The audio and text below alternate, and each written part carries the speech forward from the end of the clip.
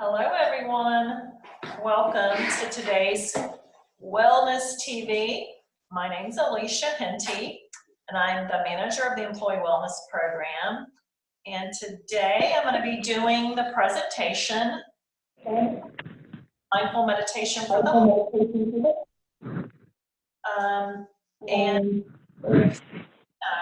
we are recording today's presentation and also previous presentations that John and Karan have done and others. And so if you'd like to access this later or pass information along to your coworkers about how to access them, just remind them or go back to our bridge page. Just go under departments, wellness, and then all of these will be on the Wellness TV part of our bridge page, all the recordings that we've done over the last couple of weeks. So thanks for joining today. What I want to do now is let you know that we're going to talk for a few minutes and then we're going to do a little bit of practice around this meditation practice. But in order to get started, the first thing I'd like us to do is, if you have a chance and you're in a place where you can stand up, let's do that right now. And just stand pretty with your feet kind of close together. When you practice yoga, which is a way of doing physical ways of doing meditation, we stand with our feet hip distance apart, so they're pretty close together. And then we're just going to do a little deep breathing to get started, to kind of set the stage for the presentation, and then we'll do some additional practice toward the end. So if you're standing, turn your hands out and inhale, up, up, up, deep inhale, and then exhale down. And when you're doing this breathing, really make a noise, because that means you're getting a deep breath in and you're also pushing it out. Deep breath out. If you've practiced yoga before, your teacher might have told you that you're doing what's called the Ujjayi breath. And part of that is where you constrict the back of your throat a little, and it makes a little bit of a sound, and that just kind of reminds you to stay in the present moment on your breathing and then really push that breath out. So what we're going to cover is a few things, and then just to remind you all as you join, or please just check your settings and make sure that you mute yourself. That would be great. We're getting a little bit of feedback, and I think some people may not have muted. So we try to do that, but if you can check and mute yourself as well. We'll be using the chat box if there's any questions that come up. So our objectives today, just to reiterate, we're going to talk just a few minutes about this. We're going to do a little bit more practice. We just did a little bit of breathing and just have some fun. And then I'll just give you a reminder of a homework assignment to address when we're done. Just a little bit about the science behind mindfulness and meditation. And this was actually a meta-analysis from the Max Planck Institute. And really, it was just a study of, combination of studies in which the scientists looked at brain activity from the different types of meditation models. And these are just some of them. One is called presence, one is called affect, and one is called perspective models.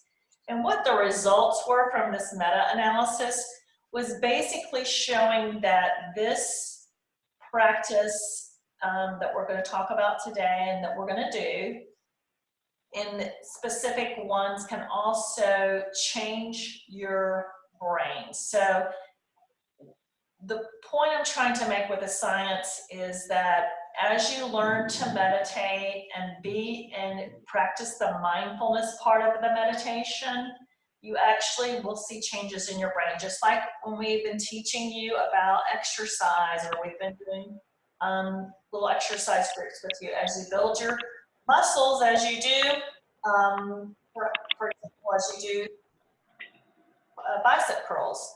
You're building your muscles, just like as you do these meditation practices, you're actually going to enhance areas of your brain. So there's a lot of science behind it.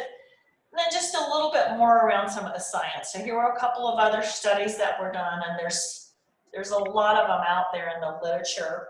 The first one was around blood pressure response to transcendental meditation, and there were clinically meaningful changes in both systolic and diastolic blood pressure in that particular study. And then the second study was on nursing students and brief mindfulness meditation, and it did show a reduction in anxiety as well as a lowering of the systolic blood pressure. So I'm just looking at my notes so I make sure I'm quoting the research correctly. So there's meditation's been around for thousands of years, but there's also a lot of science to tell us now that there's actually changes to your brain as a result of doing it. The next part of the science I want to talk about is really around breathing. That's the first thing that we did today. And what we find, and I think many of you may recognize this in yourselves, I've certainly had a little bit of this lately, given the environment that we're in. Pandemic and working in a healthcare situation. So a lot of us are doing shallow breathing. So we're breathing from up here, and it's kind of we're not getting the deep breath that we just did when we first started. So what that shallow breathing does, it actually triggers your nervous system. So when we're stressed, we shallow breathe, but then that kind of perpetuates our stress. So a big piece of working on this is just learning to take time during the day to do what I did at the beginning, which was those deep breaths, and making sure we're getting a lot of air into our diaphragm area and really expanding our waist and our stomachs. So the other part around the science of breathing is, like I just said, the diaphragmatic nasal breath, and that signals our parasympathetic, which is the relaxation response of our autonomic nervous system. And then the other thing the breathing does is it stimulates what's called the vagus nerve. The vagus nerve is a nerve that runs from the back of our heads all the way down and through most of our major organs. So some of us, when we're stressed, we may feel it in terms of, we may feel tightness in our neck, we may start feeling our jaw tighten up, our breathing gets shallow, so we feel like we may have a little bit of pressure on our chest.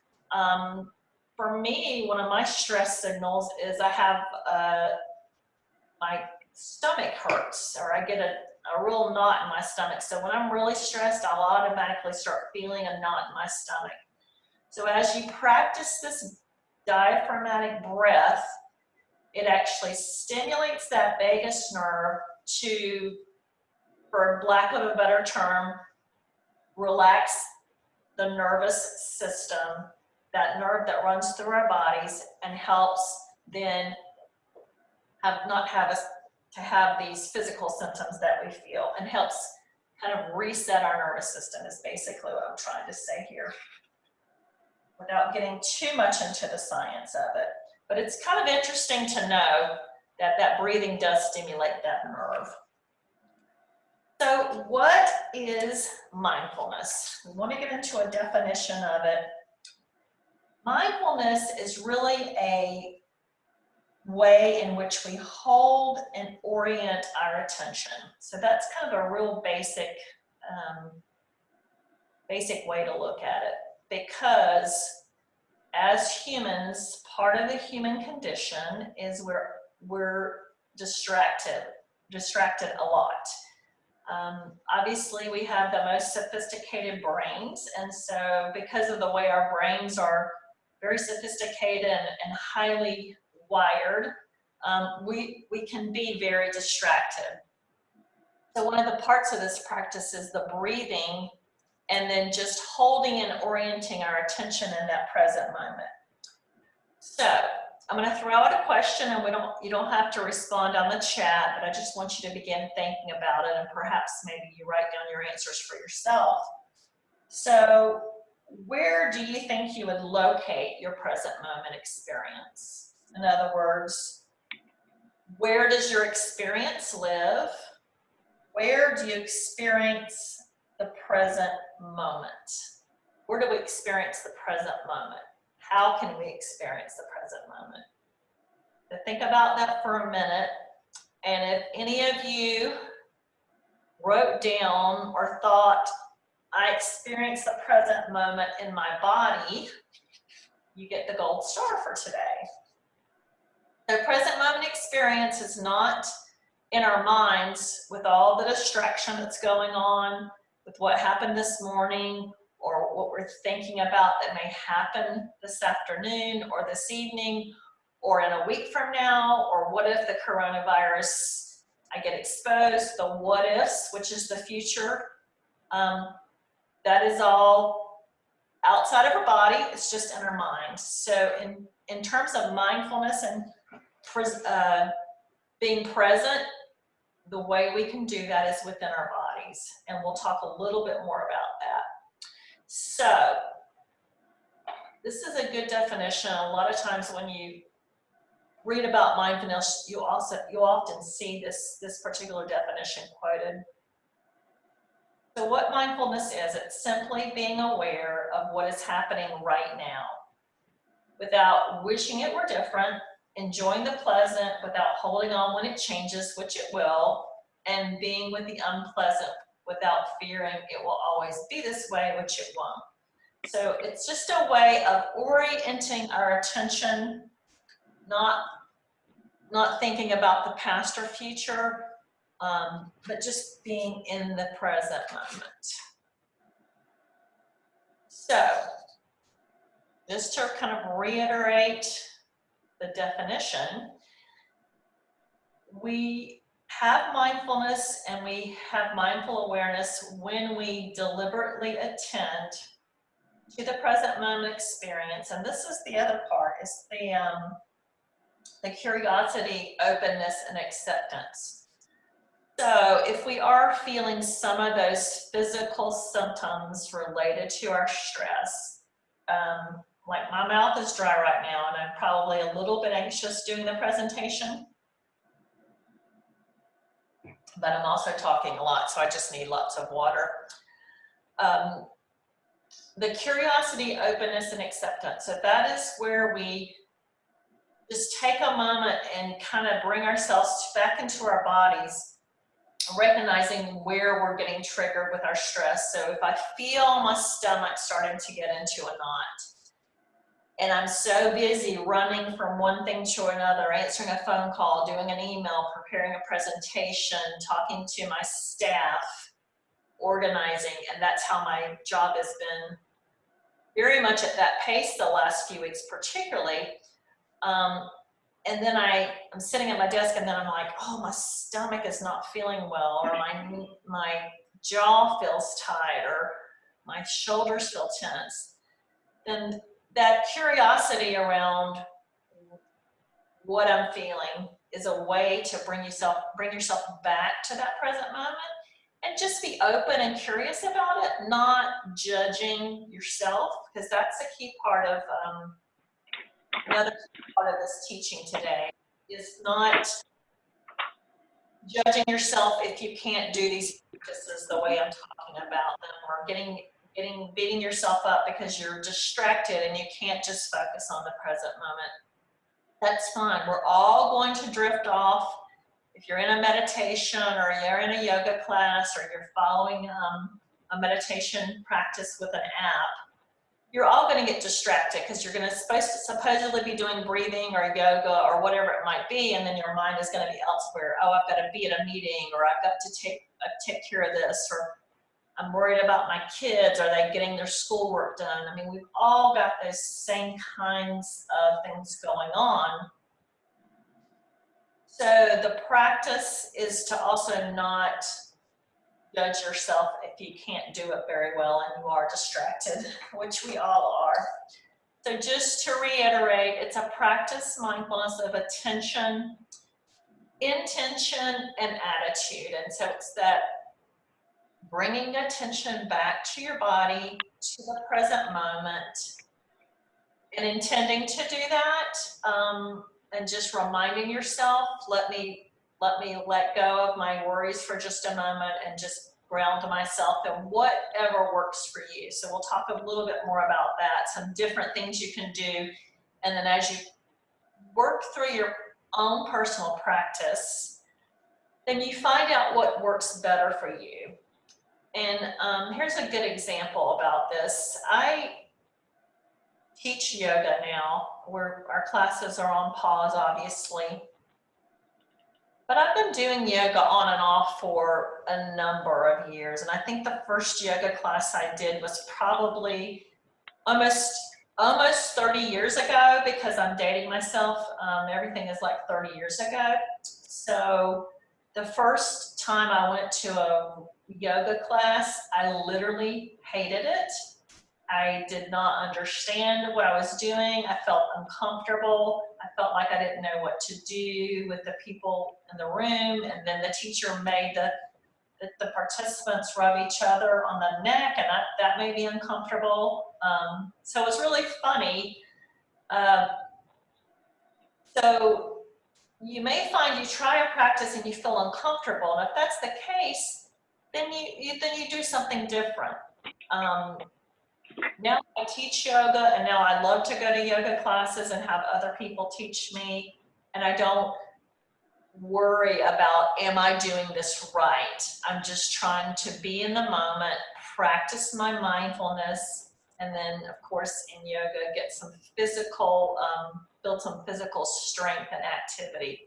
So that was a long story, but basically these practices are practice. There's a reason why we say practice, and when I teach my yoga class, I talk about what we're going to practice today, because they're just like building your muscle, building your bicep with the curl. You're building your attention, your ability to stay focused in the present moment, and you're helping reset your nervous system through stimulation of that vagal nerve. So just keep that in mind.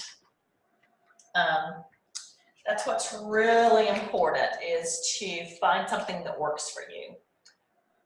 So now we're going to talk about how you can do the practice, and then we're going to do a little more practice at the end, where I'm going to walk you through just a short mindful meditation.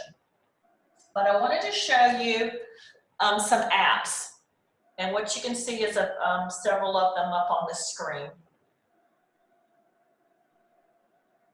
The one I use that's on my phone, because I have heard of all of these, I haven't used them all, but I've used the one called Insight Timer, and it's free. I have the free version. The part I like about it is you can just open up the app. You can type in fear or anxiety, or I can't, like sleep, worry, whatever it might be that you're feeling, and it'll just pull up a list of all these practices, and it'll tell you how long they are.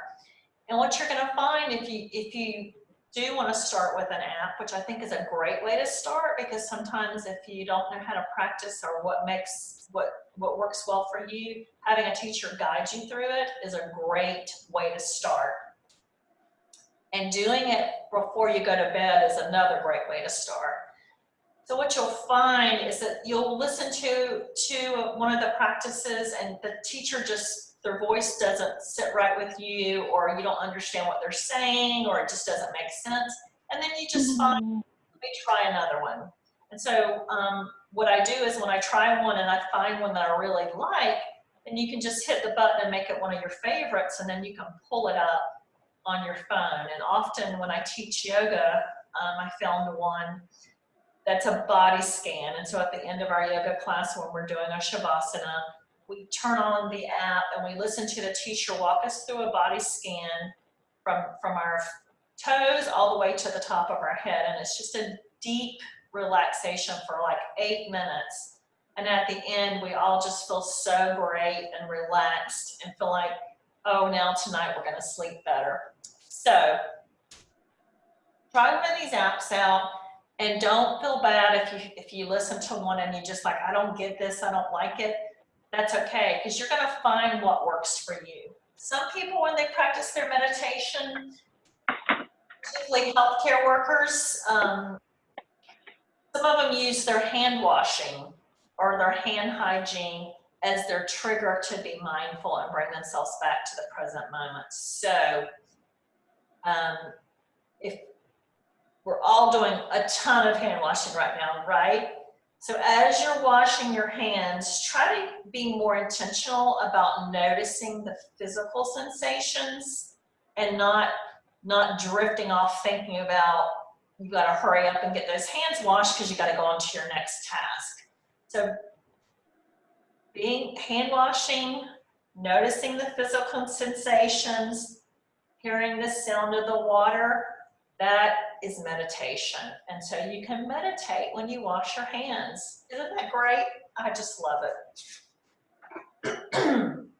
So these are some apps. Another thing I want to reference for you, and I'll hold this up. I don't know if you can see, you probably can't see it very well, but I'll just tell you about it. If you're interested in this practice, there's an author named John Kabat-Zinn. He is out of the University of Massachusetts. He's very well known in these circles. Oprah has interviewed him. He's written tons of books. He works mainly with patients at UMass and teaches this practice to people, finding that it helps them recover if they're having pain or going through treatments or whatever it might be. And so working on the mindful meditation actually helps speed their recovery and make them feel better. So the book that I'm referring to here is Mindfulness for Beginners. And his name, and I'll just spell it for you, it's Jon, and then last name is Kabat, K-A-B-A-T -Z-I-N-N, John Kabat-Zinn. The cool thing about this particular book that I like is that you get a CD with the book. And John actually has his own mindfulness practices that he'll walk you through for those of us that still use CDs, which I think is kind of funny because I do, most of you probably don't. So what we're going to do now is we're going to do a little meditation. I'll leave it on the apps for now. We're going to do a little meditation practice, and then we'll close up, and I'll give you some homework assignment, just a quick one today. And then just as we go through this, just pay attention to your body, pay attention to your physical sensations, and pay attention to what you might hear. And if your mind wanders off on the thing that you've got to do next or worries about something that's going on in your life, then that's okay. Just remind yourself to come back to that present moment experience. So if you're sitting, what I'd like you to do for this little short practice is to sit up in your chair, put both of your feet on the ground. And just for the moment, rest your hands on the tops of your legs, feet on the ground, shoulders relaxed, and then if you feel comfortable, it would be great if you can close your eyes for this. So let's just sit here for a minute, just taking normal breaths. And then what I want to do now is focus on taking a deep breath. So you may want to just place your hand on top of your belly and really breathe in deeply here. And as you do, you're going to feel your belly expand. And then as you exhale, you're going to pull your belly in. And just do that a few times. Deep breath in. And exhale.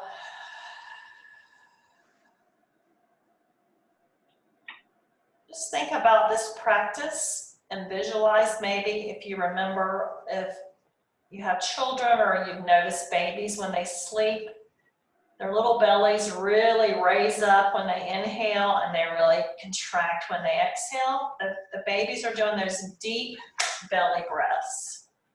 Let's do that a couple more times, just noticing your breath, whether you're inhaling deeply and then exhaling. Okay, now take your left hand, just turn it palm up. Put your right, 2 middle fingers in your right hand. Again, just breathing, closing your eyes. And just slowly take your fingers and circle them in the palm of your hand. Feeling the sensation of your fingers, sensation of the ridges in the palm of your hand, or perhaps you feel some calluses because you've been working in your yard more. Just feel that sensation for a moment. And then just slowly release your right hand back down to the top of your thigh. And then as your left hand is still lifted, you might just feel cool air blowing on that now that you've removed your right hand. And then as you're sitting here relaxing, just put both of your hands back on the tops of your thighs. Just kind of do a body scan, feeling your feet on the ground, feeling your hands on your thighs, just noticing the sensations of your body in the chair.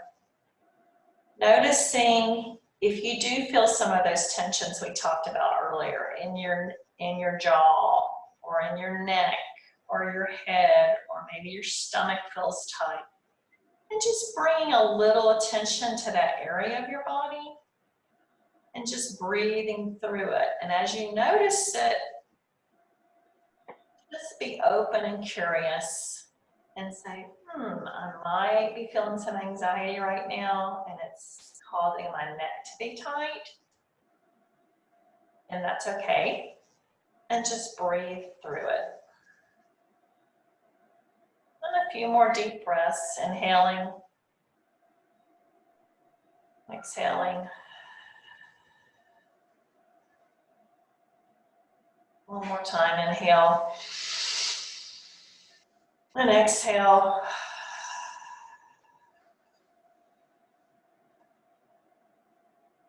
Okay, and just slowly open your eyes. I hope just that little brief exercise helped you. You just notice what you felt, and was your mind drifting away while we were practicing? Were you able to stay focused? And what helped you stay focused? Was that your hands? Was that your hands on your thighs? Was that the sound of your breathing? So sometimes sounds will trigger you or remind you, sometimes a physical sensation. The other thing you can do is you can do walking meditation, where you just simply take very slow, intentional steps, and perhaps even do that outside, where you can just feel the warmth of the sun, you can feel the breeze, you can hear the sounds, and you're just being in the moment, staying present, and perhaps focusing on your body. So we're going to wrap it up now. I've been given the wrap-up signal from my staff, but I want to just do a couple of things to remind you of what we've done today. the first thing I'd like to do is remind you to have some active listening without interruption. That's a great way to be fully present in the moment. Many times as we're listening to others speak to us, we're thinking about what our response is going to be. So, next conversation you have, or one conversation today, with either a coworker or perhaps a family member, just listen to listen, not listen to respond. And that's a great way to be mindfully present. And then again, do that attention to your breathing, starting with just 1 or 2 minutes. Or say, I'm going to practice this one more time today, and I'm going to take 5 deep breaths. Or I'm going to stand up before I go to bed and do that stretch where I really inhale and stretch above my head and exhale down. And do that a couple times before you get into bed. Or put one of those apps that I referenced on your phone and find a nighttime or a sleep help, one that refers to your sleep, and do a little guided meditation on one of the apps before you go to bed. I really think it'll help. And then finally, just take some time to have an attention to that present moment experience while you're doing your breathing, or just sitting at your desk for a moment and just sitting quietly and feeling a sensation or listening, and just being present with yourself in your body with no thoughts of the past or future. So that's all the talking I have to do today. I see some chat. I just want to make sure I had any questions. No, there's no questions on here, just some people thanking me, which I appreciate. And just to remind you, this and our other recordings from Wellness TV will be available on our Bridge page. And I thank you all so much for joining me today. In yoga, at the end of a session, we just simply say to each other, namaste. And what namaste means, it just simply means the light in me is honoring the light in you. And I wish you all great safety and peace, and take care of yourselves, everyone. Thank you. We're going to end the session now.